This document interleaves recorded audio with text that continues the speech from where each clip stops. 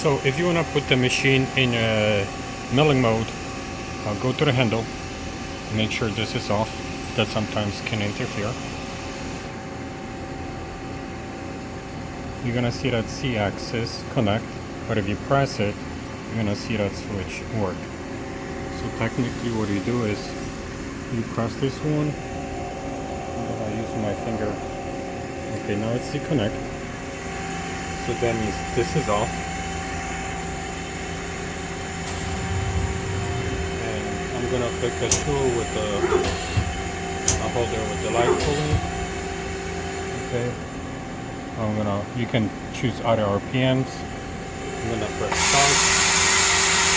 And now RPM. So this is your light setting. Okay, I'm gonna reset it, so I'm gonna stop it. You can also switch to the C mode. Go in the handle mode. And with this rotation, that's how it picks up.